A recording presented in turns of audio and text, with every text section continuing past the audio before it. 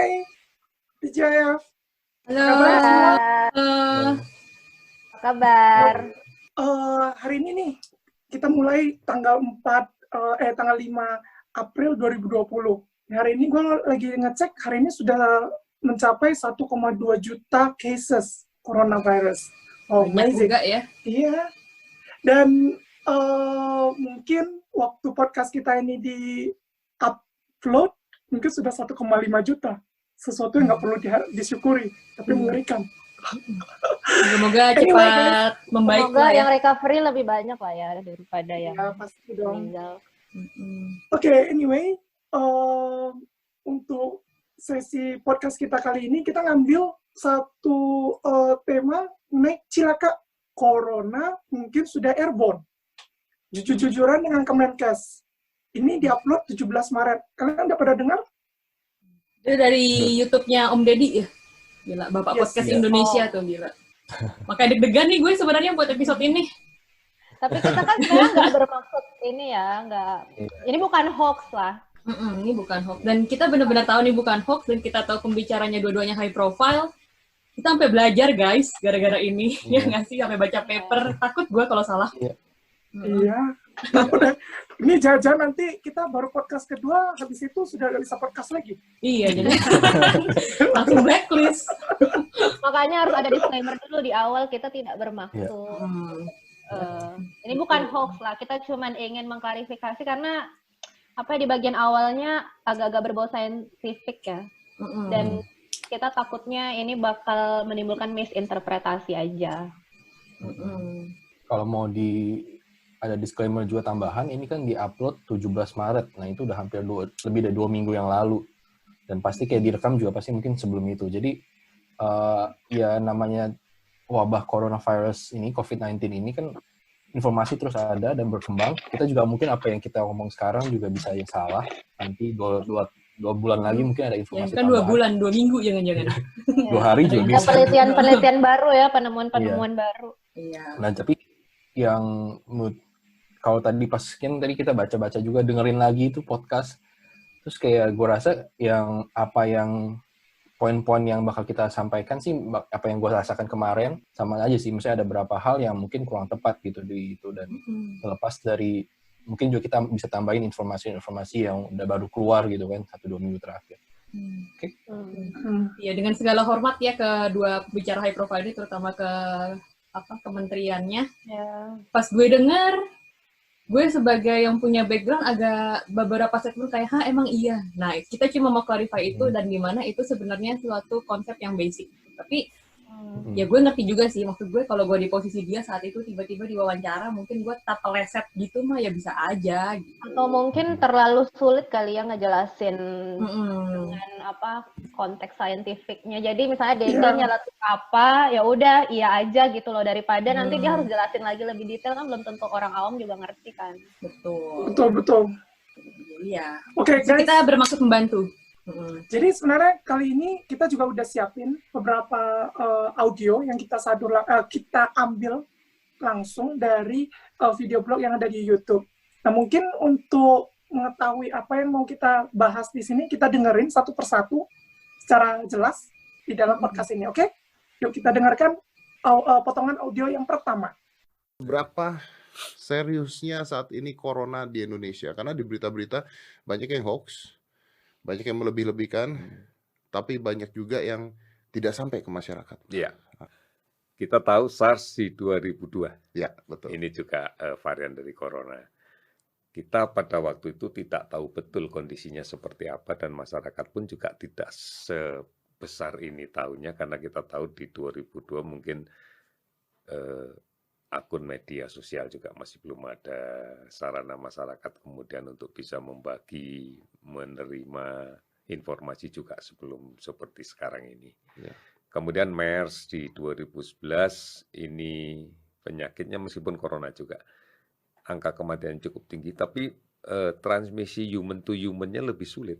Penyebarannya lebih sulit. Oke guys, sudah kita dengar bareng-bareng tuh. Nah, kira-kira kan ada yang katanya sebenarnya seberapa serius sih corona di Indonesia ini?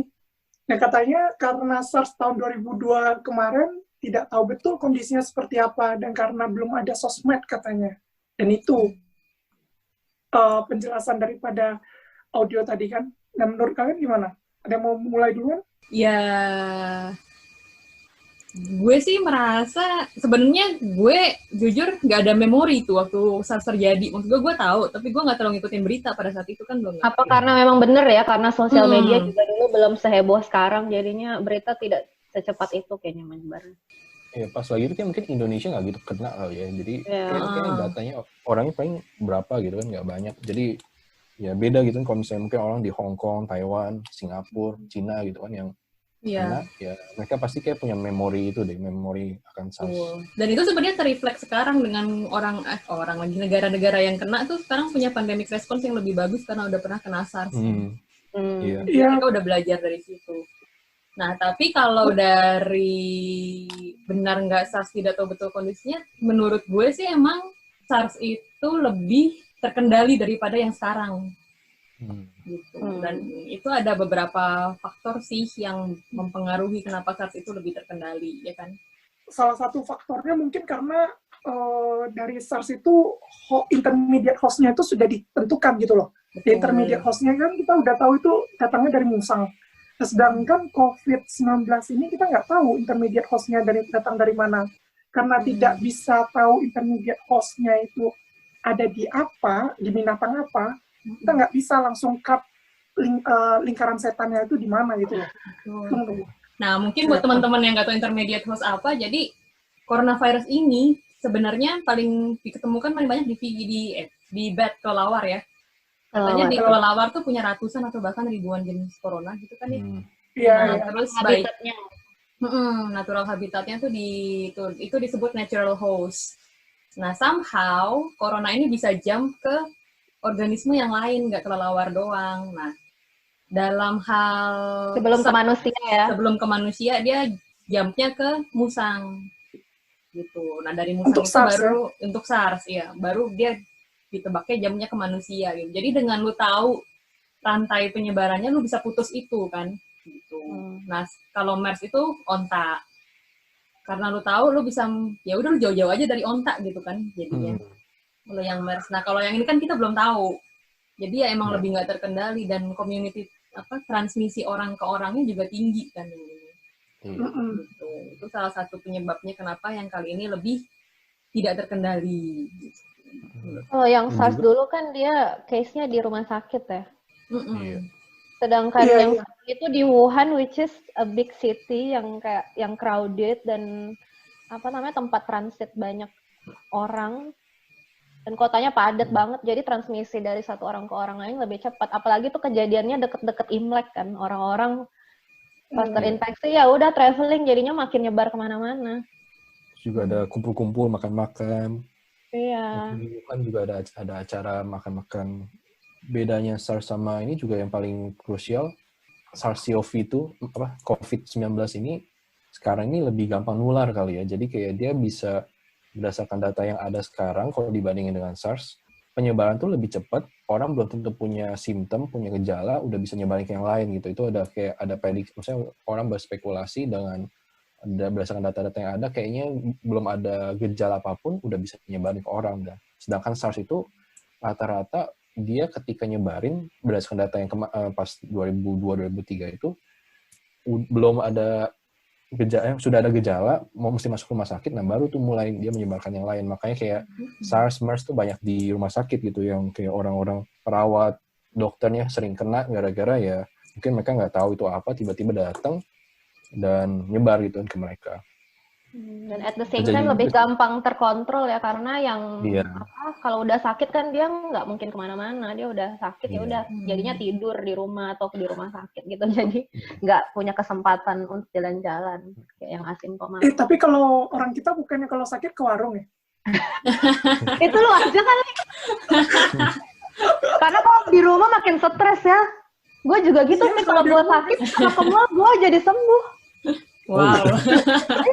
Apalagi kalau ada yang mau bayarin makan gitu kan. Bener-bener. Sekarang itu jadi cuma stres menambahkan aja. Contohnya tuh kata Ivana tuh kalau misalnya MERS itu tuh kan kita bagusnya jauh-jauh tuh dari ontak. Sedangkan kalau kita COVID ini karena mengetahui dia human to human transmission-nya itu tinggi, berarti kita juga harus ada yang namanya social distancing. Maka itu disebut ada yang social distancing dengan physical distancing ya kalau di Indonesia ya. Enggak, itu WHO merevise. WHO. Karena kalau social distancing kayak gini pun kita nggak bisa, cuy. Oh iya betul. Iya. Kita harus Secara fisik kayak doang. physical distancing. Tapi selama kita jauh-jauhan tetap bisa bersosialisasi. Anjir. Jauh di mata dekat di hati ya selalu ya. Iya, always. Always. Gitu. Oke, kira-kira itu aja deh ya tambahannya untuk jadi audio yang pertama. Jadi Ada kesimpulannya lagi emang mungkin sosmed berpengaruh, tapi emang nyatanya emang SARS itu lebih terkendali gitu ya. Karena banyak yang bisa dideteksi sehingga kita bisa putus mata rantainya dengan gampang gitu kalau SARS. Kalau COVID ini kayak musuh dalam selimut, tidak ketahuan ada di mana dia. Jadi bingung juga gitu kan mutusnya di mana. Seperti Gina ya. Musuh dalam selimut. Wow. Wow. Terus itu doyan banget ngebully gue. Lanjut audio 2. Kita lanjut ke audio kedua. Human to human-nya yang sulit. Human to human-nya lebih sulit. Iya, lebih sulit. Oke. Dibanding dengan yang sekarang ini. Oke, maksudnya lebih sulit, pengertiannya gimana, Pak? Iya, tidak mudah menular dari orang ke orang. Ini yang disebut human to human-nya tidak semudah sekarang ini. Kita tahu bahwa corona itu sebenarnya habitat aslinya kan ada di binatang. Iya. Ini adalah penyakit yang atau virus yang secara alami sebenarnya dia berada di binatang, mengalami mutasi dan kemudian bisa memiliki reseptor di manusia, dan kemudian dari manusia ternyata bisa menular ke manusia yang lain. Ya. Nah, untuk MERS seperti itu, tetapi begitu masuk penularan dari manusia satu ke manusia yang lain, tidak semasif, tidak semudah yang sekarang ini. Oke, artinya COVID-19 atau coronavirus disease 2019 ini penularannya jauh lebih cepat dibandingkan MERS atau SARS. Bisa ditangkap seperti itu, Pak ya? Okay. Betul, jauh lebih masif. Jauh lebih masif, oke. Jadi udah didengerin tadi dari audio keduanya, yang mengatakan bahwa human to human MERS itu transmisinya lebih sulit daripada COVID-19. Nah, kalau dari gua, no problem. Dari kalian ada tambahan nggak? Itu betul sih. Gue pernah baca kalau nggak salah MERS itu kemungkinan orang yang kena MERS menyebarkan ke orang lain tuh kurang dari 1. Yang berarti dia sangat sulit dari penyebarannya dari orang ke orang gitu. Kebanyakan dari orang sama onta kayaknya. Sedangkan yang COVID ini kayak antara 2-3 ya. Jadi satu orang yang terinfeksi bisa menginfeksi antara 2-3 orang. Oke, jadi gua ada tambahan kalau gitu. Gara-gara kayak ini kalian ngomongin mengenai R0 berarti. R0 itu adalah sebuah term matematika yang menunjukkan seberapa contagious bahasa Indonesia apa ya? Seberapa menularnya. Iya benar. Menular benar. Nah, seberapa menularnya sebuah penularan penyakit. Jadi contohnya R0 itu ada R0-nya itu 3. Nah, itu menyatakan bahwa virus ini menginfeksi 1 orang, maka orang ini dapat menginfeksi 3 orang lainnya. Nah, contohnya kalau MERS tadi katanya di bawah 1 atau di bawah 1 ya? MERS di bawah 1, ya. 1, di bawah 1, ya. Berarti, di bawah 1. Oh ya, di bawah 1. Tentu dia bisa menginfeksi orang kalau gitu. Betul. Makanya sangat lebih gampang dikontrolnya kan. Kalau COVID ini ada yang memprediksikan 1 atau 2 itu ya? Atau di atas 1, yang penting di atas 1 deh. 3 2-3 sih. Cuman di sini 1,5 sampai 3,9. Kan kita sekarang masih belum tahu. Tapi datanya kan belum jelas juga kan, jadi belum bisa. Iya. Dan itu tuh maksudnya gue agak nggak ngerti R0 itu 1,5 sampai 3 per apa ya? Maksudnya itu maksud gue 1 orang menularkan ke 3 orang selama dia infektif atau selama per hari per apa? Kayaknya soalnya nantinya ada mention per hari tuh. Kalau yang aku tahu R0 itu sebelum ditemukannya vaksin dan sebelum ada intervensi. Oh, jadi pokoknya selama periode dia menjadi infektif, dia tuh bisa menularkan 3 orang ya, bukan per hari ini guys. Next, kita masuk ke audio ketiga. Saya pernah baca, Pak. Saya pernah baca kemarin juga. Saya baca kalau sekarang kita baca di Wikipedia atau di Google. Sampai detik ini masih ada kata-kata is a plausible airborne. Artinya bisa saja ini airborne tapi belum tahu gitu. Iya. Betul tidak Pak itu? Iya.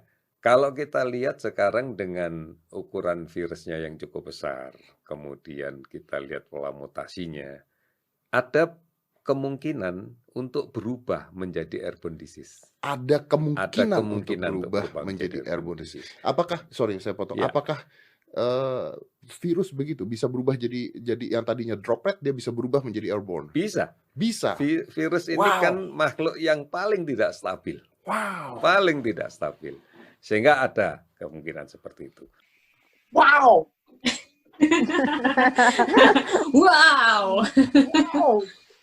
Ini penting nih, panjang nih.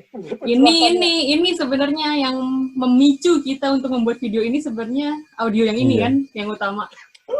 Ya, gue pas lagi denger ini lagi weekend gitu, ini kan kayak datangnya pas weekend gitu, kayak gue sampai bikin kayak live reaction, gue ketik kayak dia ngomong apa, gue langsung kasih kayak aneh banget. Lu ketik di mana gitu.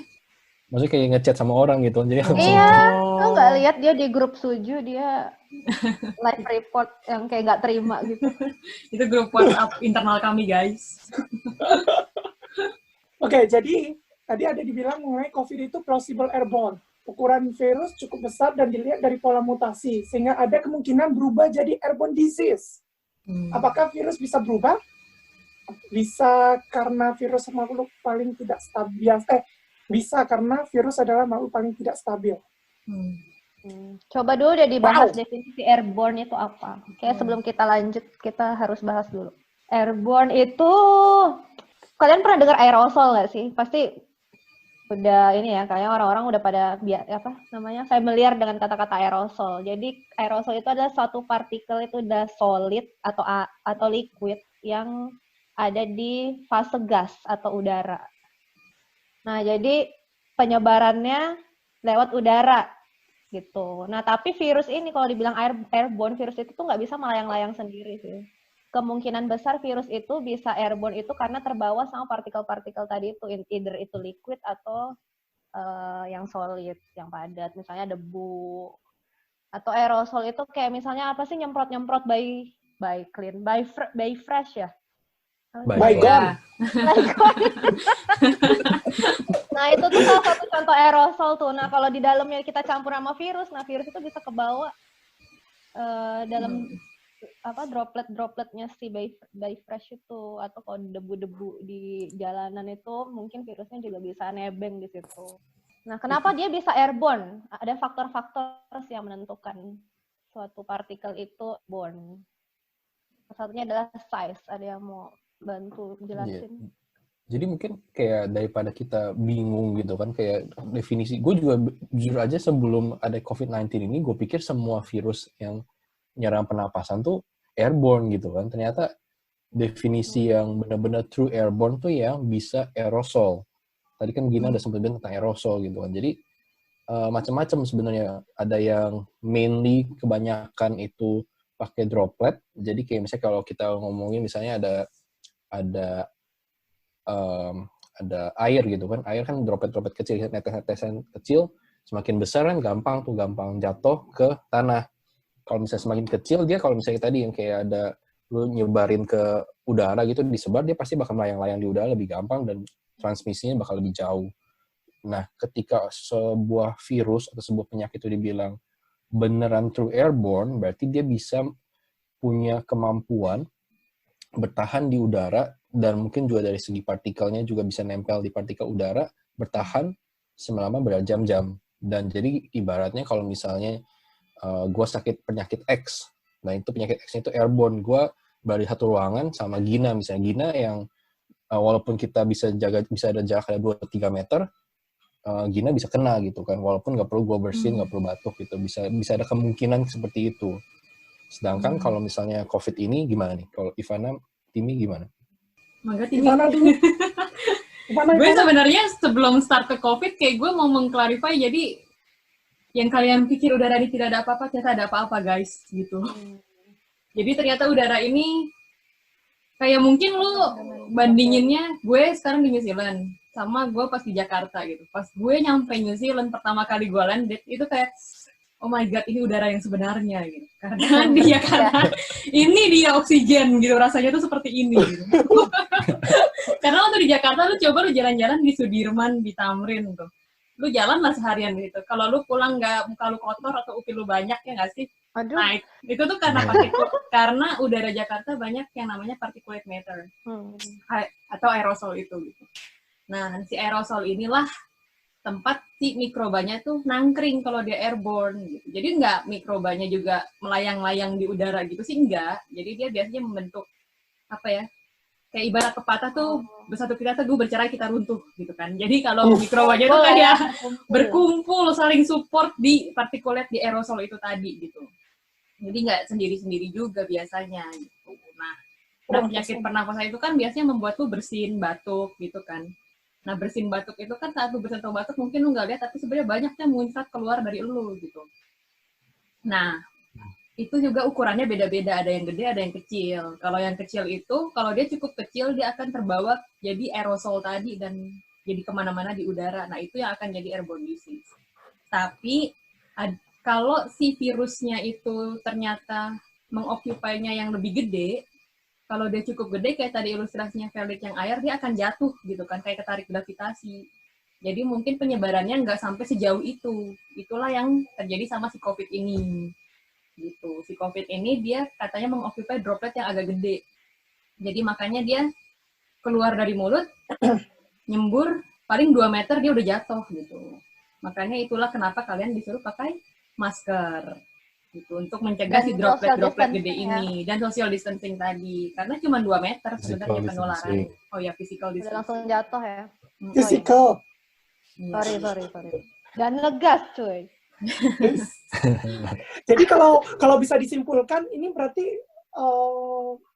termnya airborne itu by definition itu mungkin bagi orang-orang bisa berbeda-beda. Mungkin di sini kita lebih baik menggunakan term droplet dengan aerosols. Gimana?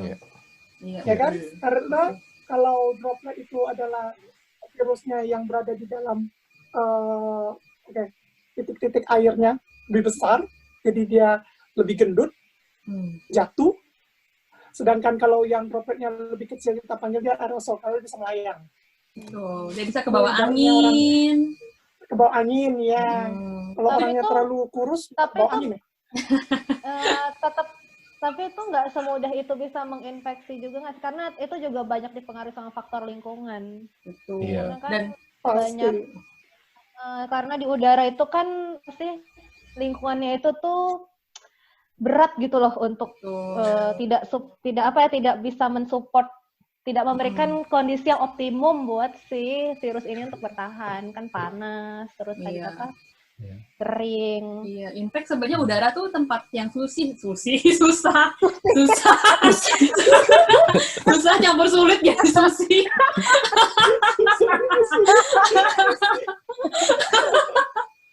Jadi susah untuk bertahan bagi mikroba karena banyak radiasi. Ya, itu kan dia luas, sementara dia nature-nya untuk survive harus membentuk koloni. Jadi kayak kalau lu mau berkumpul sama temen lu di lapangan bola itu lebih susah daripada lu kalau berkumpul sama temen lu di kamar lu yang 2x3 meter gitu misalnya, ya kan?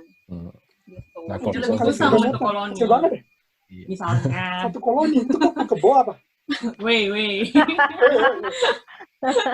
Terus mungkin kalau misalnya untuk virus ya dia kan butuh inang gitu kan. Jadi kalau misalnya dia terlalu lama juga ya lama-lama dia bakal bisa rusak juga gitu. Walaupun mungkin beda-beda kondisinya. Iya. Jadi sulit lah ya virus itu bertahan di udara. Betul. Dan sebenarnya yang paling banyak itu airborne disease sebenarnya airborne microbes hingga disease itu bakteri kan. Bakteri ya. 70% sampai 80% mikroba itu bakteri yang airborne. Yang ada di udara itu bakteri. Iya. Nah tapi juga mungkin kayak kan kalau misalnya kita baca berita gitu kan, bukan cuma Dedi doang yang ngomong, maksudnya bisa airborne gitu. Kayak mungkin mau tambahin kayak ya memang pas. Nah, jujurnya gue nggak tahu Dedi dapatnya dari mana, karena pas gue baca papernya yang ada, itu pas tuh harinya sama, tanggal 17, itu mungkin Dedi dapat eksklusif ini kali ya, eksklusif konten. Jadi, atau meramal dia? Ya mungkin bisa jadi. Oh iya bener, kan dia mentalis ya. Mentalis ya. Gue lupa loh dia mentalis, ya ampun saking dia terkenal sebagai YouTuber sekarang. Gue lupa om Deddy itu pesulap. Itu menunjukkan umur kita deh. Iya ya. Aduh ya ketahuan, mohon maaf. Ketahuan deh. Kenapa tadi Nah, tarik lanjut? Jadi ada paper yang menjelaskan bahwa dia mencoba mengecek viability virus SARS-CoV-2 ini bisa bertahan di udara gitu. Nah, caranya dia ada partikel virusnya dimasukin ke satu alat namanya nebulizer. Nebulizer tuh kayak mirip yang itu kan, kalau misalnya kadang berapa? Kenapa? Yang Kayak kalau buat misalnya taruh ruangan itu nggak sih? iya, Yang bisa juga kayak misalnya orang fisioterapi gitu kan, ada yang kayak kalau misalnya dia mau ada alat, satu alat kecil ada maskernya gitu, kayak ada cairan gitu dibikin uapin gitu kan. Nah, jujur aja gue nggak tahu tipe nebulizer apa yang dipakai sama researcher itu, tapi konsepnya sama. Jadi yang apa mungkin dari ada larutan, ada virusnya, coba di nebulize dan dia dicek berapa lama itu bisa bertahan di udara tersebut.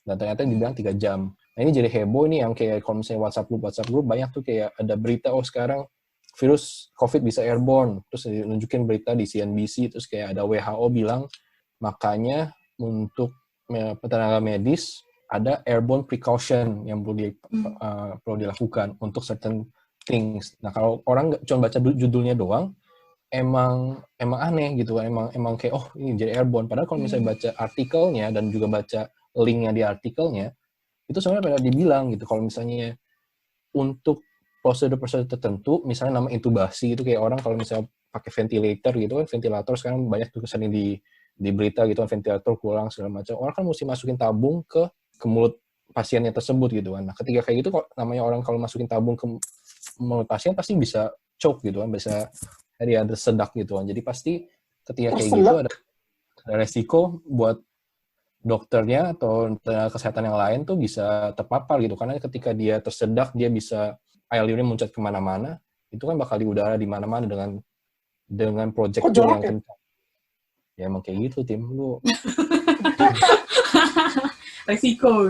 Lu kalau hazard, possible hazard. Iya, udah mau mati, udah nggak bisa napas, lu masih mikir jorok apa enggak? Iya. Oke, jadi gitu guys.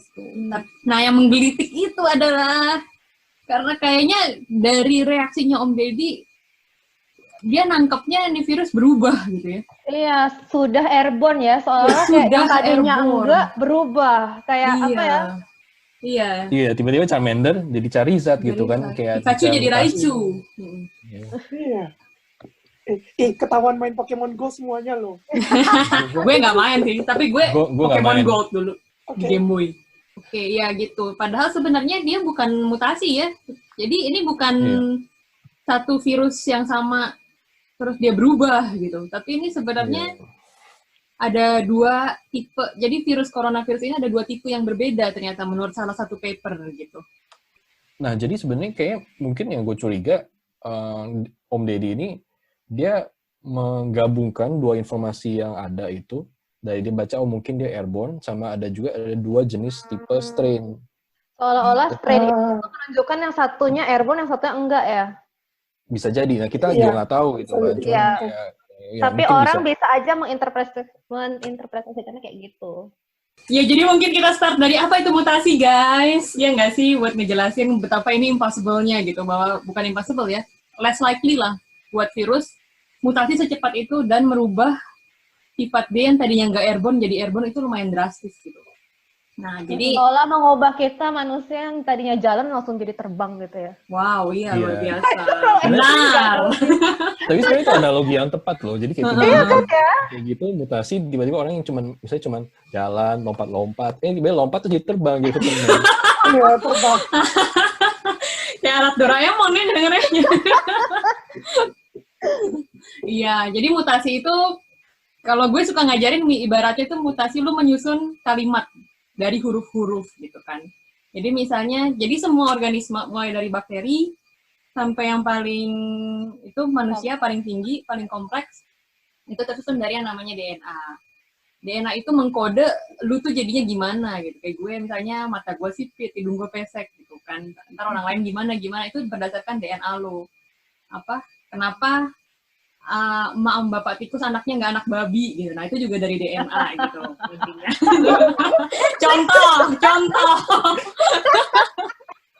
Contoh. Nah jadi misalnya DNA dan organisme itu ibarat apa ya, kayak novel dan huruf gitu kan. Huruf-huruf itu DNA-nya, novel itu organismenya. Jadi novel itu tersusun dari huruf-huruf gitu kan. Huruf dan novel. Nah, misalnya ada kalimat nih, ibu, contohnya apa? Saya suka kalung gitu ya tadi.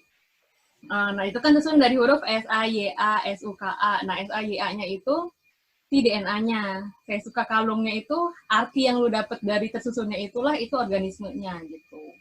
Nah, mutasi itu misalnya dia typo. Misalnya saya suka kalung, typo jadi saya suka kalong. Nah, itu kan jadi artinya beda banget gitu loh. Nah, itu contoh mutasi. Gitu.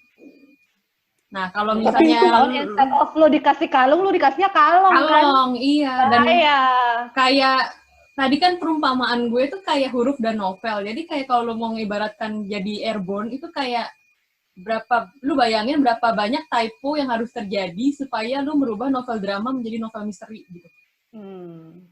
Kan itu banyak banget dan kemungkinannya almost impossible gitu. Ini tampak berpikir. Iya, karena contoh yang ini malah seperti contoh ini loh, kayak kamu dikasih yang tadinya bisa berjalan tiba-tiba terbang. Karena antara kalung dengan kalong itu bedanya jauh banget. Iya, bedanya jauh banget. Iya. Itu maksudnya contoh mutasi. Ini yang contohnya, gitu. Contoh mutasi. Jadi, tapi mutasi itu, sorry ya, ini kita jadi agak scientific. Tapi kalau misalnya mutasi itu kan nggak semuanya bisa meaningful. Contohnya apa yang kemarin itu? Ada yang namanya silent mutation. Jadi misalnya kalau anggap kayak bukan novel, dan misalnya ada naskah gitu kan, ada pidato. Terus kayak orang suruh misalnya tulis tangan, atau gini nih, kayak misalnya orang kayak kita pasti dulu pas lagi SMA atau apa, kayak misalnya laporan lab mungkin copy dari temennya gitu kan. Terus tiba-tiba salah gitu kan, kayak misalnya ada yang ngomong misalnya enzim jadi enzam atau apa. Gue baca, misalnya orang itu pasti ngerti, oh ini salah nih, typo atau apa. Tapi kan masih ngerti gitu, maknanya ada dari kalimat. Mungkin itu. Enzim kan ENZIM, tapi dia typonya ENJIM, tetap enzim ya. Enzim. Jadi orang dia tetap mungkin jadi nggak ada masalah. Di bahasa Indonesia itu termasuk homofon mungkin ya? Iya benar. Jadi misalnya gue bilang saya suka musik rock, tapi gue ngetiknya bukan ROCK tapi ROK gitu. Tapi lu tetap ngerti kan itu maksudnya apa gitu, walaupun gue salah gitu. Jadi mutasi itu ada yang bisa menyebabkan perubahan sifat, ada juga yang tidak gitu. Nah, jadi kalau misalnya tadi balik ke podcastnya, kalau Om Dedinya bilang, wow ini berubah jadi airborne. Secara teori bisa, tapi kemungkinan untuk merubah sesuatu yang sangat jauh itu sangat kecil karena butuh mutasinya banyak dan mungkin it takes million years gitu. Million years ya. Oke. Kalau gitu kita next lagi gimana? Next ke audio keempat ya. Meskipun kita yakini yang sekarang ini terjadi pada yang second wave sekarang, ini kan first wave-nya kita tahu bahwa itu terjadi di mainland China dengan epicentrumnya di Wuhan, yang kemudian tidak berhasil ditahan dengan maksimal dengan 100%, tetapi bisa dibatasi di mainland-nya. Ya. Sehingga kemudian bisa dikendalikan. Setelah itu begitu dia mulai tapering off, ternyata apa yang terjadi di luar mainland, kita lihat Korea, kita lihat Iran, kita lihat Italia, justru di luar mainland-nya naik dengan cepat. Ini pun sudah mengalami perubahan karakter dari virus ini sendiri. Di first wave kita klasik sekali gambarannya, inkubasi 14 hari, kemudian angka diawali dengan gejala demam tinggi, kemudian ditandai lagi dengan kesulitan napas dan seterusnya. Tapi di second wave tidak seperti itu. Kita tahu dari proses yang terjadi di transmisi di Diamond Prince, kemudian sebagian penumpang dan ABK dijemput oleh Amerika yang warga negara Amerika, pada hari ke-14 setelah kemudian dikatakan bahwa inkubasinya udah lewat nih, ternyata sampai di negaranya sana pada hari ke-21 positif. Artinya kemudian kita lihat tidak lagi bisa kita pikirkan bahwa ini inkubasinya 14 hari. Sehingga kemudian sepakat WHO mengatakan, oke, kita pasang di 2 kali 14 hari. Wow. Wow. Wow. Tapi itu reaksi yang gue mengerti sih. Kalau misalnya Om Deddy lagi nyulap juga mungkin gue akan wow. Karena gue nggak ngerti dia gimana gitu. Ya sih, yang disulap itu dari 14 ke 28 hari itu gimana kira-kira tuh? Tahu. Tapi sebelum ngomong masalah 14-28 hari, yang mungkin gue perlu highlight ketika Pak Yuri itu ngomong ada first wave, second wave, gue masih kayaknya yang dia implikasikan adalah bahwa second wave itu kan sebenarnya ada terjadi perubahan di second wave gitu kan, yang nyebar keluar dari China. Padahal sebenarnya kalau misalnya balikin ke yang Timmy bilang dari 14 hari ke 28 hari, kayaknya kalau misalnya kayak kita ikutin beritanya gitu ya, gue sempat ikutin berita yang Diamond Prince ini gitu kan, kayak mereka ketika mereka memang di karantina gitu di kapal ribuan orang, terus tapi kan nih kalau misalnya kayak namanya cruise ship itu kapal pesiar, kan itu sangat-sangat close contact ya, kayak bisa mungkin beda kamar bisa beda, tapi kan pasti kayak satu kamar nggak mungkin kayak yang bisa satu kamar bisa 4 orang gitu kan, nggak mungkin jarang kayaknya ada kapal pesiar yang, dan juga sedikit lah kalau mungkin ada kapal pesiar yang semua kamarnya cuma sendiri gitu, kayak itu kan nggak ada, pasti sempit. Kemungkinan besar kalau satu kena di ruangan itu, satu kamar itu bakal kena yang lain. Dan juga ketika prosedurnya sendiri kan sempat ada yang komentar juga gitu, ketika prosedur penanganan dan isolasinya sendiri itu tidak gitu ketat. Jadi awak masih ketika dikasih makan kan awak kapalnya sendiri, awak kapalnya ya udah dia bakal, misalnya gue yang bertugas buat kasih makanan, ya gue bakal ngedarin satu ke satu gitu, dari satu kamar ke kamar yang lain.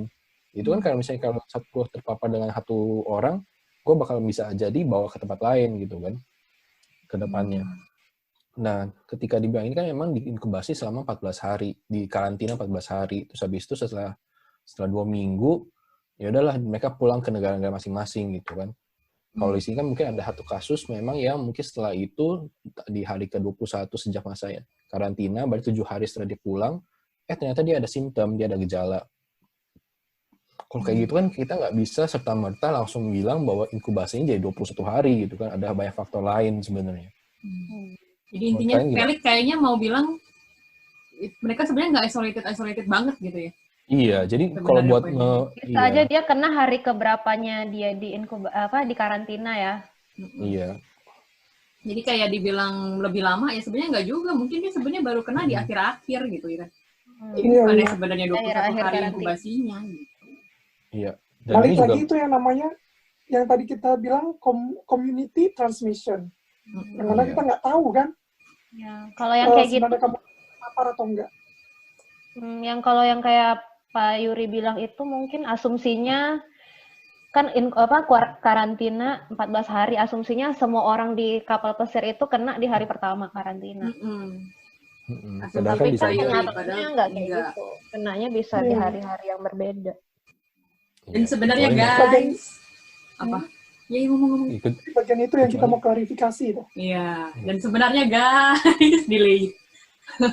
WHO juga bilang tidak ada evidence yang cukup kan untuk menunjukkan bahwa ini ada 2 tipe infeksi yang berbeda, ada 2 wave. Iya. Betul. Mungkin ketika kayak misalnya ya di sini misalnya di Singapura pakai istilah term itu juga first wave, second wave, tapi mengacu ke hal yang berbeda gitu. Kalau first wave itu datang dari misalnya pas di awal banget orang dari Cina ke Singapura, itu first wave. Terus habis itu kan semua udah mulai membatasi perbatasan gitu kan, berarti udah nyebar, tapi udah keburu nyebar kemana-mana lah. Nah sekarang ini second wave, karena dari Amerika, dari Eropa, dari negara Asia Tenggara lain gitu datang ke Singapura gitu, tapi kan spesifik untuk kasus Singapura. Nah kalau misalnya untuk Indonesia ya, atau misalnya kayak in general ya, namanya first wave, second wave itu sangat rancu ya.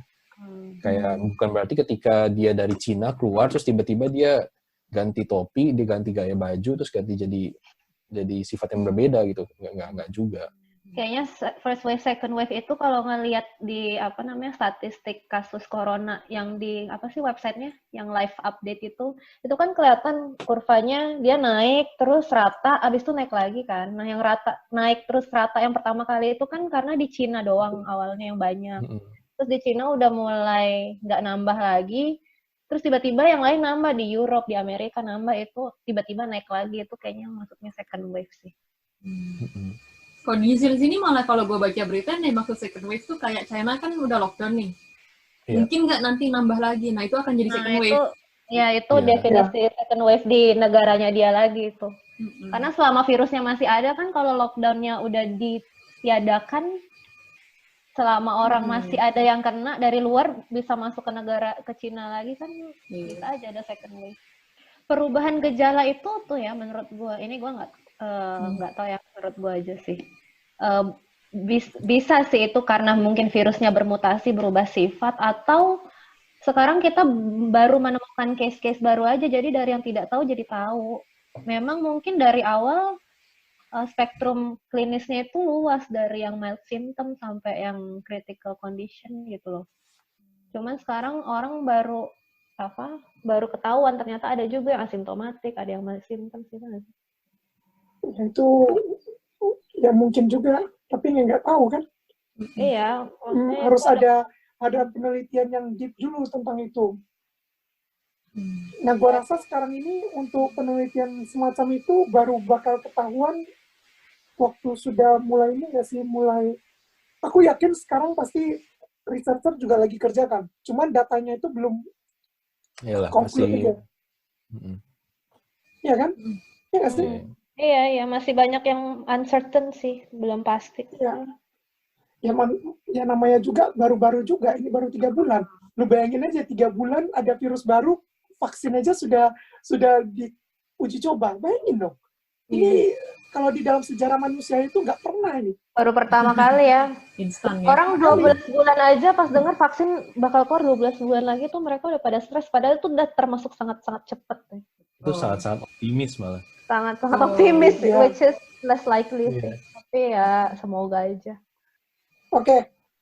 Kalau gitu lanjut kita aja dulu video ke 5.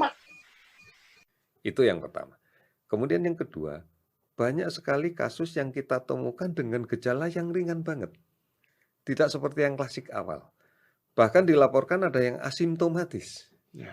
Ini artinya sudah tidak lagi efektif untuk melakukan deteksi dini di pintu masuk negara manapun yang kemudian hanya mengandalkan thermal scan. Artinya banyak sekali kasus dengan suhu yang tidak terlalu tinggi, tanpa keluhan. Ataupun kalau muncul keluhannya minimal. Dan biasanya dengan cara seperti itu orang akan bisa berinisiatif untuk beli obat sendirilah di warung gitu ya, di toko. Dan kemudian dengan pengaruh obat itu, gejala itu makin hilang. Oke, baik. Oke, baik. Gejala Jadi ringan. kembali lagi, bagaimana dia menyatakan second wave-nya itu loh. Iya. Meaning dan second wave-nya dulu, ya kan? Iya sih? Kayaknya daripada mungkin first wave sama second wave, yang lebih cocok kalau misalnya tadi yang gue bilang kan, kayak first wave sama second wave, mungkin untuk suatu negara itu masih bisa. Tapi kalau dari segi big picture, dari secara keseluruhan, lebih mungkin kayak ada fase 1, terus mulai itu awal di Cina, terus fase 2 yang mulai menyebar kemana-mana gitu kan. Iya gak sih? Kalau misalnya first wave, second wave, terus dengan ketika dia mulai menyebar kemana-mana, mulai jadi banyak negara juga yang melaporkan data-data mereka gitu kan. Jadi bukan cuma di Cina aja, tapi mungkin ada orang yang merasa, oh di Cina ditutup-tutupin misalnya. Tapi ya oke lah, misalnya nggak apa itu tutupin atau gimana, orang nggak percaya sama data itu ya bisa lihat di data yang lain gitu kan. Tapi kayaknya yang dari segi dia nggak bisa dideteksi dengan thermal scanner emang benar sih. Karena itu juga kayaknya banyak dari awal juga dipertanyakan deh, seberapa efektif sih sebenarnya thermal scanner buat menangkap orang-orang yang sakit gitu kan. Kalau misalnya ini berarti orang yang sudah ada gejala, udah panas baru bisa tahu gitu kan. Emang kebanyakan pasti kena pada panas gitu. Tapi kan biasanya kayak baru baru mulai meriang, dia belum panas, ya nggak bakal dapet gitu kan. Tapi udah panas pun kalau lo minum Panadol juga lo kan panasnya turun. Iya, itu kan kejadian berapa kali kan, kayak ada yang dari Cina ke Perancis kalau nggak salah. Eropa. Ada yang, ada berapa yang kemana juga gitu. Tapi sebenarnya gue nangkepnya Yurinya juga ngomongnya second wave refer ke itu sih, enggak ya? First wave tuh Wuhan, second wave tuh dunia deh. Dunia. Iya. Kayaknya sih itu. Tapi ya jujur aja gue nggak tahu apa yang data yang dia pakai sih. Dari segi kayak asimptomatis apa enggak gitu kan. Kalau misalnya kita compare, misalnya pas lagi itu, compare sama data di Korea gitu kan. Memang banyak yang asimptomatis, tapi kan karena Koreanya ngeceknya semua gitu kan. Kayak mungkin di awal-awal Cina taunya mungkin hanya gejala pneumonia-nya aja. Jadi kalau yang pneumonia berarti itu kena SARS-CoV-2. Nah, padahal kalau lo mau ngecek semuanya tanpa lo lihat gejala klinisnya, mau yang sehat sakit dan sehat, ternyata yang sehat juga ada nih. Baru deh ketahuan, kayaknya lebih ke situ sih. Iya. Tapi dari itu bisa di Indonesia kayaknya karena limited untuk testing PCR, mereka juga masih pakai CT scan nggak sih? Dilihat paru-parunya. Nggak semua deh kayaknya. Nggak tahu kita. Gue pernah dengar dari yang satu yang dari dokter, kayak dia bilang kayak CT scan sendiri kan juga nggak kayak di Cina kan CT scan-nya banyak banget. Di Indonesia juga walaupun mungkin ada, tapi ya nggak sebanyak di Cina juga gitu buat jadi alat buat ngetes gitu kan.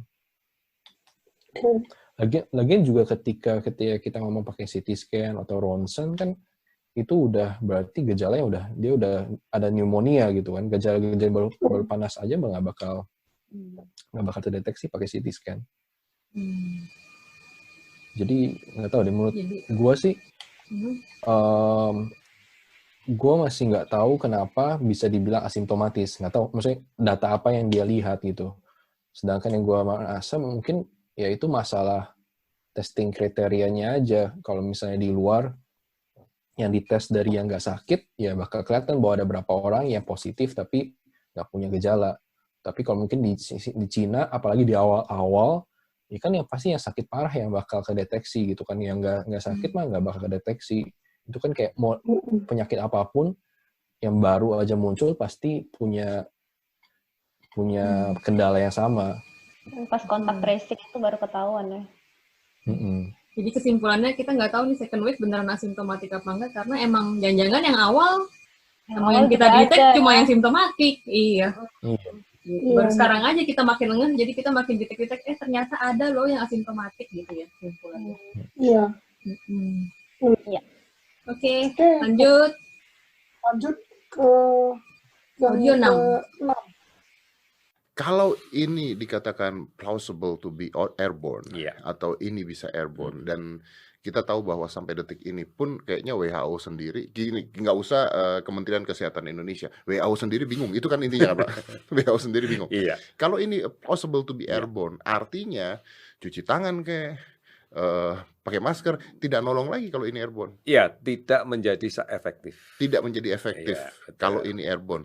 Dan ada kemungkinan ini airborne. Wow. Tetapi kalau kita lihat dengan sekarang saja, dengan adalah perubahan perilaku yang menjadi lebih masif dengan gejala yang minimal, satu sisi kita tidak bisa mengendalikan lagi sebaran dengan mudah, tapi kok ya bersyukur juga pada sisi yang lain klinisnya kok menjadi lebih ringan. Klinisnya menjadi ringan. Jadi bisa aja ini airborne, tapi klinisnya menjadi ringan. Wow. Nah ini yang kemudian seperti yang kita alami di SARS dulu, lama-lama berubah menjadi seasonal flu. Seasonal flu, betul. Akhirnya jadi flu biasa. Iya, seperti flu biasa. Seperti H1N1 misalnya, di tahun 2009 kita lihat begitu menakutkan. Sekarang hampir semua flu kalau kita periksa di Indonesia itu H1N1. Ya, oh ya. Jadi seasonal flu. Jadi seasonal flu. Tapi seasonal flu juga bisa mematikan kan, Pak? Ya, tentunya kalau kemudian didasari dengan penyakit komorbid yang kuat, bisa-bisa saja. Bisa-bisa saja. Wow, katanya kalau udah airborne, cuci tangan dan sebagainya tidak mempan lagi. Perubahan perilaku jadi masif tapi klinis lebih ringan. Lama-lama berubah jadi kayak seasonal flu. Sebenarnya kalau misalnya walaupun airborne apa enggak, SARS-CoV-2 ini mirip dengan MERS sama SARS yang 2002 gitu kan. Dia kebanyakan droplet tapi bisa airborne. Beberapa kasus kemungkinan besar ada aerosol gitu kan. Itu kan tetap aja gitu, mainly tetap droplet, jadi tetap mesti cuci tangan. Bukan berarti ketika dokter mesti pakai respirator gitu, berarti semua masyarakat mesti pakai respirator gitu kan. Karena kan mereka bakal ada melakukan tindakan-tindakan tertentu yang bisa jadi dia bakal resiko terpaparnya tinggi gitu. Dia mungkin kayak dia nasal swab gitu. Itu kalau misalnya ibaratnya kayak lu masukin kayak ada stick gitu, masukin ke dalam hidung lu, kayak kemungkinan besar bakal bersin kan itu. Kayak orang, kayak gue pernah ke THT kayak dimasukin kayak buat kamera masuk ke dalam gitu, kayak gue udah mau nahan bersinnya gitu, dan kayak dokter THT bilang tetap diem, gimana caranya gue diem gitu kan. Ya, tapi bener lah kalau statement dia, tapi jadi tidak seefektif itu karena sekarang mode of transmission-nya udah nggak droplet doang, droplet plus airborne. Kalau konteksnya dia airborne ya, kalau tidak seefektif itu karena kan airborne partikelnya kecil, terus bisa kehirup. Kalau gue sih merasa, karena kan katanya dia ada bilang lagi tuh, bisa jadi seasonal flu ya, karena kalau pemaparan primary infection, secondary infection lu bakal lebih mild pastinya, karena lu punya sistem imun sudah lebih terlatih. Karena waktu pertama kali kaget gitu loh, semua sistem imun lu tuh wow. Apa itu? Balik kayak pas episode 1 kan yang tentara Jerman ngelawan Rusia. Analoginya karena udah tahu cara perang di salju, begitu perang lagi di salju udah lebih gampang. Karena udah tahu, udah pernah kena corona, begitu kena corona lagi udah tahu dia caranya gimana. Iya. Jadi never underestimate tubuh kita sendiri. Lebih baik menjaga tubuh, makan cukup, lalu tidur yang cukup, jaga kesehatan.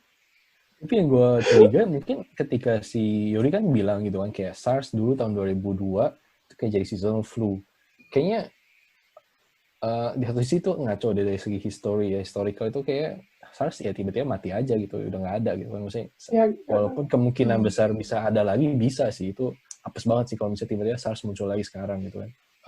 Yang dia mungkin dia kan sempat jelasin juga nanti, mungkin dia udah ngomongin nanti bakal ada ngomongin H1N1 gitu kan, flu yang tiba-tiba jadi seasonal flu. Nah itu bener, itu bakal nanti di klip yang selanjutnya bakal ada ngomongin tentang itu. Cuman kalau misalnya tiba-tiba nih COVID ini jadi berubah jadi seasonal flu, ya enggak sih, dia nggak bisa tiba-tiba COVID jadi ganti jadi flu gitu kan, nggak bisa berubah spesifik, nggak bisa berubah karakteristik segitu jauhnya juga. Ya udah, kita lanjut dulu ke video ke-7 ya. Oke, saya dengar juga bahwa si virus ini mutasi menjadi tipe S dan tipe L. Tipe L lebih mematikan katanya dibandingkan tipe S. Jadi ini bisa saja bahwa ini virus bermutasi terus, Pak. Pasti.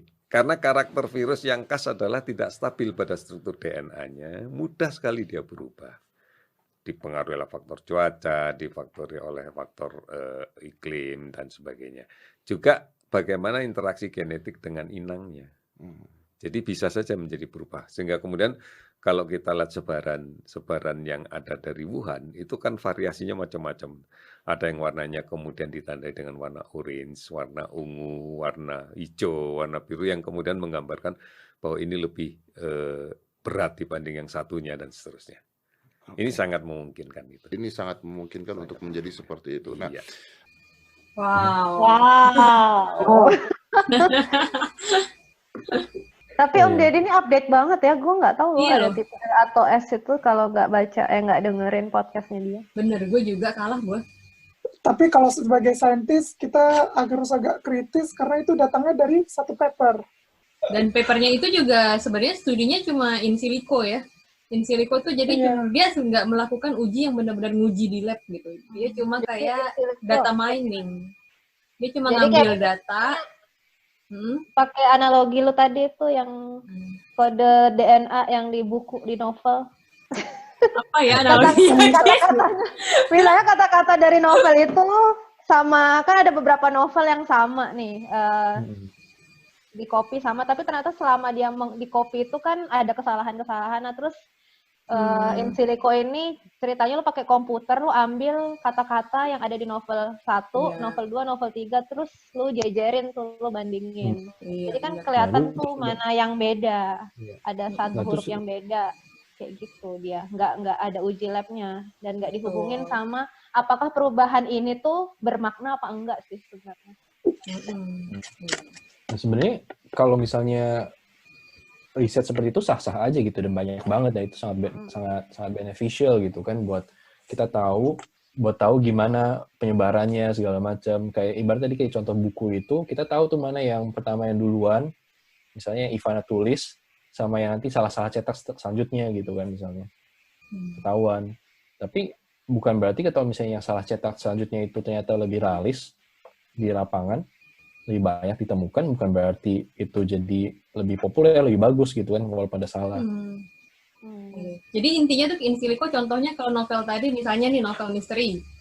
Lu analisa, oh ternyata setiap novel misteri banyak kata setan. Gitu. Nah jadi lu memprediksi kalau ini ada kata setan, kemungkinan dia novel misteri, misalnya gitu analoginya. Nah kalau ini juga, jadi dia ngambil data DNA-nya si virus, terus dia cek mana yang beda-beda gitu. Jadi tiap organisme itu kan ada sesuatu yang semua harus sama, kayak misalnya semua jantung harus berdetak gitu kan. Nah itu DNA-nya harus sama.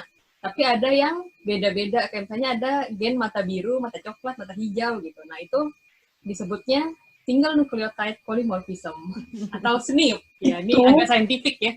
Itulah yang membuat kita itu unik. Semua organisme yang ada di bumi ini unik. Tidak ada satupun tuh yang betul-betul persis mirip, tidak ada. Bahkan kamu pun dengan adik kamu yang dari satu factory yang sama pun itu nggak sama gitu loh. Kalau sama itu berbeda. Kalau kembar aja pun itu pun ada tidak bedanya. 100% sama. Banyak yang identical bedanya. Beda, ada bedanya juga. Ada bedanya juga pasti. Gitu. Itu karena si SNP itu tadi. Nah, si yang tadi di refer ini si tipe S sama L, dia beda SNP-nya. Jadi virus yang sama, tapi ada perbedaan dari SNP-nya ini. Gitu. Dan ternyata, walaupun papernya cuma satu sih dan belum teruji, dia si paper ini bilang ada tipe L sama tipe S. Tipe L itu yang pertama kali banyak di Wuhan, kalau kata paper ini ya. Gitu. Dan tipe L ini lebih agresif karena dia nyebarnya lebih cepat. Oke, kebalik deh. Yang tipe L S itu lebih sedikit, yang L lebih banyak. S itu ancestornya L. S itu ancestornya L itu lebih agresif. Iya. Iya bener kan? Iya. Dan Iya. dia Tapi yang S itu yang di Wuhan nggak sih? Yang di Wuhan L. Terus karena di Wuhan tiba-tiba lockdown, karena dia highly transmissible, jadi kan dia butuh untuk nyari host terus kan. Tapi tahu-tahu kan di Wuhan itu dia measure-nya lumayan ekstrim, langsung lockdown, jadi dia nggak bisa menemukan host, jadi dia ya udah hilang dari peredaran dengan sendirinya si L ini. Jadi yang bisa bertahan yang S ya. Karena S nggak ketahuan. Tapi itu ingat sekali lagi itu adalah kesimpulan dari satu paper saja. Doang, dan kalau masih butuh penelitian lebih lanjut ya. Kita nggak bisa bilang itu benar apa enggak. Tapi kita nggak bilang itu juga salah. Tidak juga mengatakan itu benar. Okay? Butuh penelitian lagi. Sebenarnya agak aneh sih dengan kalau misalnya baca papernya, definisi yang dia pakai itu agresif. Nah, agresifnya itu dilihat dari banyaknya strain itu ditemukan. Iya kan? Dia bahkan bukan masalah transmission. Dia kalau misalnya strain ini banyak ditemukan, berarti dia asumsinya transmisinya tinggi. Sedangkan itu kan masih dengan sampel size yang cukup kecil, ini kayak 100 atau apa, bisa jadi salah gitu kan, salah ambil kesimpulan. Jadi itu sebenarnya dia bilang, ada suggest, dia cuma mungkin berspekulasi bahwa ini dengan ketika kita lihat banyak, berarti mungkin lebih gampang nyebar. Cuman ya tapi anehnya memang di bagian kesimpulannya dia menyimpulkan seperti itu, dan ini tiba-tiba media kan langsung caplok kesimpulannya dan disebarkan gitu kan, bahwa ada dua tipe strain, yang satu lebih gampang nyebar, yang satu lebih enggak gitu. Tapi balik lagi ya guys, WHO itu menurut WHO nggak ada evidence yang cukup untuk bilang ini berbeda gitu sebenarnya. Ini cuma berdasarkan satu paper ini doang. Sama kayak sebenarnya kayak orang ada yang rambut, misalnya kayak warna kulitnya beda, atau mungkin tadi Ivana bilang kayak ada yang sipit, ada yang belo gitu kan. Itu tapi tetap aja kayak spesiesnya masih sama manusia gitu, sama kayak ini, kayak walaupun ada perbedaan-perbedaan dikit, nggak signifikan itu sampai bisa dibilang bahwa ini benar-benar beda gitu kan. Nggak langsung berubah jadi terbang ya, walaupun warna mata lo atau ukuran mata lo. Iya, bukan berarti kalau misalnya ukuran mata lo gede, tiba-tiba lo jadi bisa melihat melihat dunia gaib, melihat asal. Atau pandangan lo jadi lebih bisa lihat jauh gitu, misalnya 200 meter masih sebetulnya. Iya, benar. Gue merasa tersinggung kalau kayak gitu. Loh, kenapa? Jadi pandangan gue gak jauh gitu ya. Ya setim lah bertiga kali Gina. Gue juga gak gede-gede amat kali. Lanjut ke yang nomor 8 ya. Kita tahu bahwa virus ini datangnya dari Wuhan dan sudah bulan berapa itu ya? Sekitar Desember lah gitu ya, baru diidentifikasi di minggu-minggu pertama Desember mungkin ya, teridentifikasi. Iya.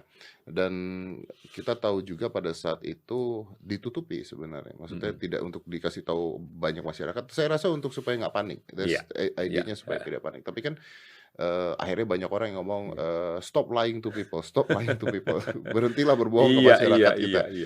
Dan virus ini menurut Anda sendiri berbahaya tidak sekarang saat ini? Kan Bapak mengatakan bahwa ini mutasi menjadi lebih ringan. Iya. Oke. Tetap berbahaya. Tetap berbahaya. Kita lihat dari data yang kita miliki adalah pada generasi yang sekian panjang ya, dari awal diidentifikasi pertama di awal Desember yang kita waktu itu sepakat nyebut novel coronavirus kan waktu itu. Angka kematian masih ada. Kemudian angka kesakitan juga masih ada. Artinya masalah ini kan bukan kemudian kita anggap sebagai sesuatu yang sepele.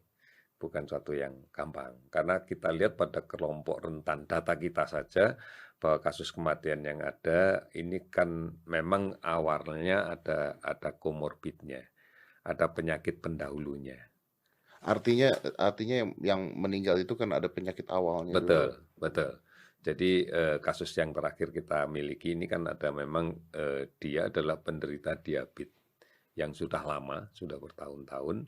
Kemudian ada hipertensinya, kemudian ada COPD, chronic obstruction pulmonary disease, dan kemudian juga terakhir ini ada hipertiroidnya.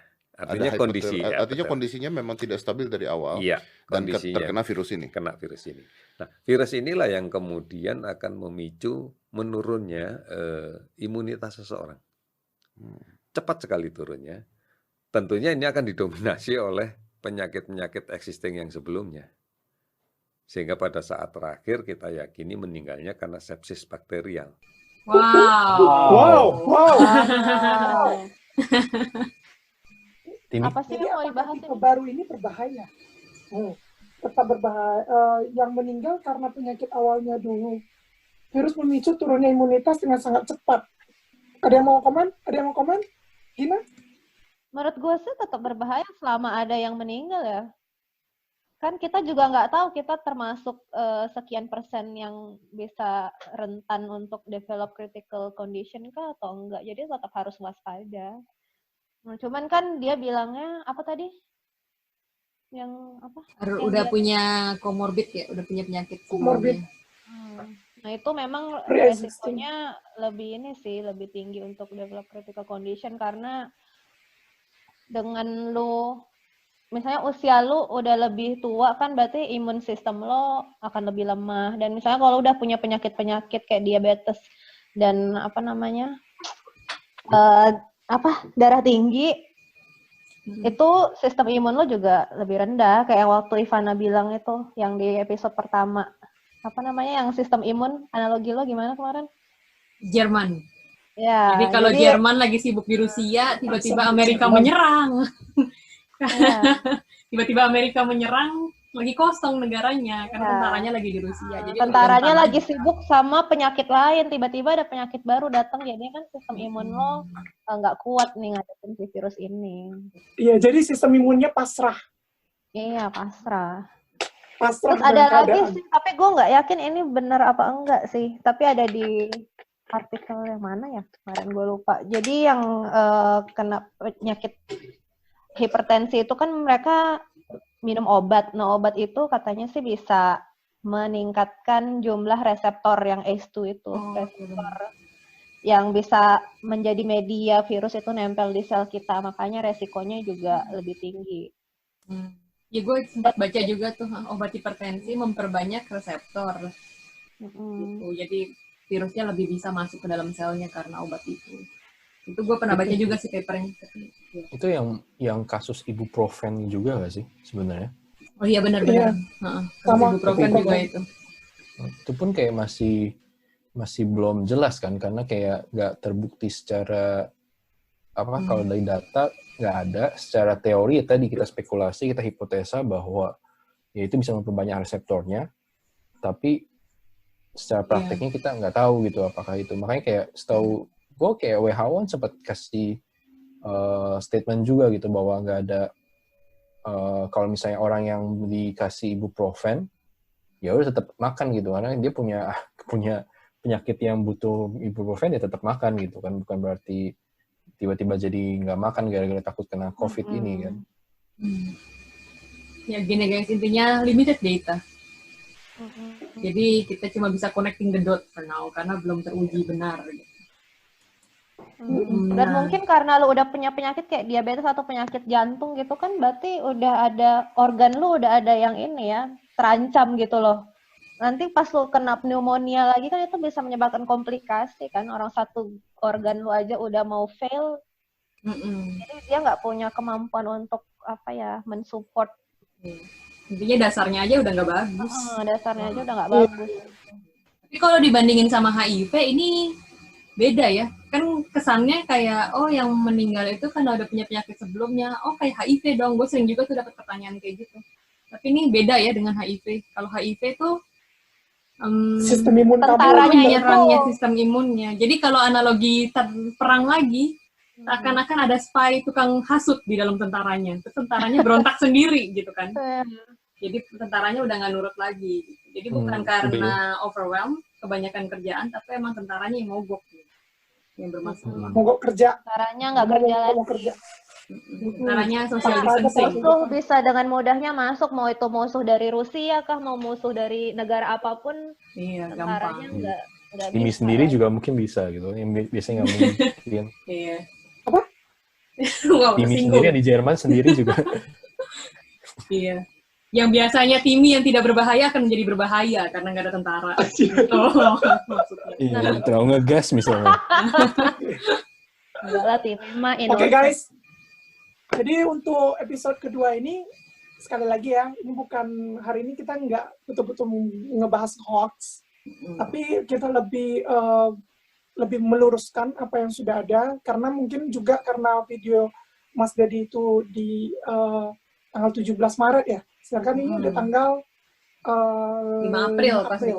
Mungkin ada beberapa update juga, dan kami cuma mau meluruskan aja, daripada ada kesalahan gitu loh yang beredar di masyarakat. Lebih baik kita stop saat ini juga. Dan ingat ya guys, tetap dukung effort-effort yang dilakukan pemerintah. Dan effort-effort yang dilakukan kita dong. Oh iya. Ikuti terus TGIF di episode berikutnya. Oke?